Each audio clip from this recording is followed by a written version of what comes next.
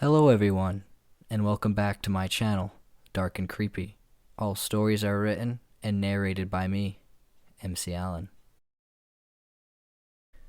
Sliding the heavy box across the old wooden attic floor, a nail slightly sticking up from a dirty board halts my progress.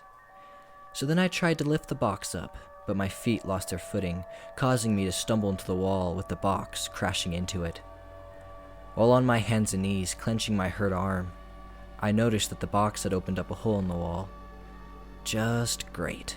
Another thing that needs fixing, I muttered to myself as I moved the box out of the way to better analyze the damage done. As I removed the white pieces flaking off the wall, I noticed between two wooden studs a small shoebox.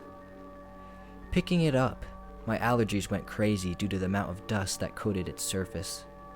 Examining it, I noticed that there was no brand on the box, and the whole thing was a dingy old yellow color. My heart quickened, just wondering what could be in the box, such as maybe it was a time capsule, or a box full of money that someone tried to hide and forgot about it. As I pulled off the lid, my eyes darted at the dark, black color inside of it. I pulled out whatever it was, and noticed that it was some sort of goggles. On closer inspection, I could see the brand name of them, and it was called a Viewmaster. Scattered around the bottom of the box was round slides filled with pictures along its edges. Wondering what the pictures could be on them, I took one and slid it into the small gap on the Viewmaster. As I looked through, it had pictures of mountains and beautiful landscapes. On the side of the Viewmaster was a small little switch that when pulled down, it moved onto the next picture. So interested, I kept looking through all the different slides until I found one that was placed at the bottom.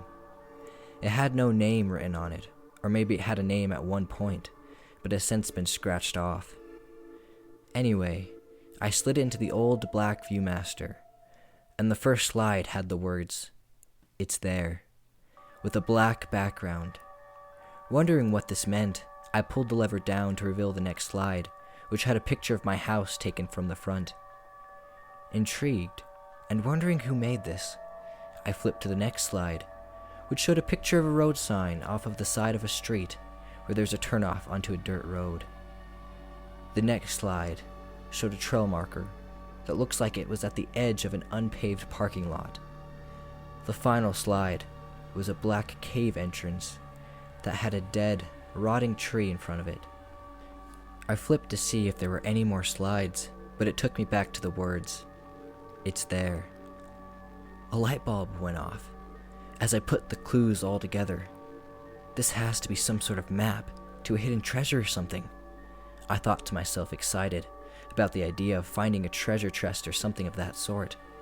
So I immediately took the Viewmaster with me as I went to look on my computer to try and find the road marker on Google Maps. I typed it in, and sure enough, it popped up and showed that it was about 30 minutes away on the outskirts of town. Forgetting about all the things I was supposed to clean and fix in the house, I jumped on this treasure chase. So I got in my car, nearly forgetting the Viewmaster as I followed the directions from my phone to that dirt road. Later, after nearly slamming into someone because I was looking through the Viewmaster to see exactly what the road looks like, I found it.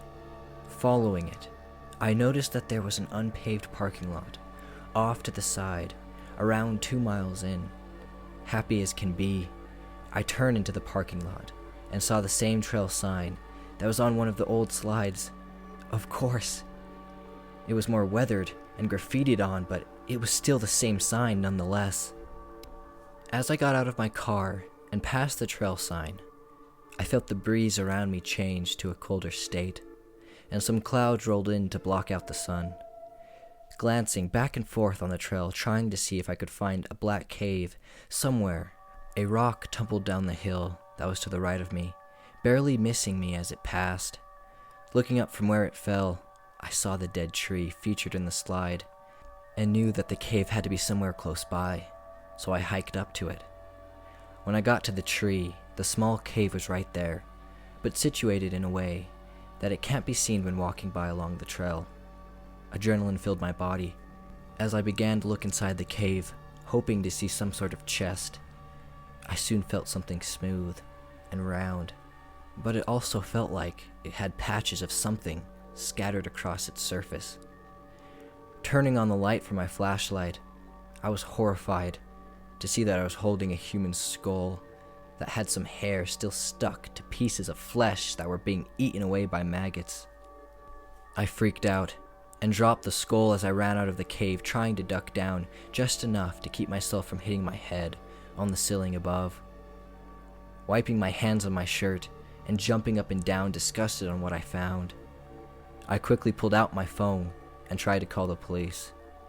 There, however, was no signal, and now I was stuck, confused about what I should do. I wondered if this was the right cave, and if the whole thing was actually a map to where someone hid a body they murdered. Looking back at the slide, I saw the cave with the dead tree, but when I flipped it, however, it had the same image, but there was something slightly visible in the cave.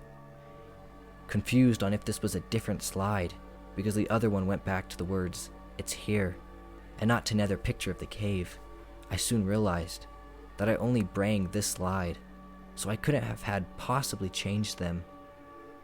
Anyway, I flipped the switch again to see a figure slightly emerging from the cave, and after this one, I trembled because the thing was so horrid to look at. No words could explain how hideous it was. I was even more freaked out because I was standing right next to the cave where this thing was coming from in the image. When I pulled down the switch to see the next slide, I saw a picture of myself with my back turned to the creature. It was the same way I was standing at that exact moment, even wearing those exact clothes. I dropped the Viewmaster as I felt cold breathing pierce the back of my neck.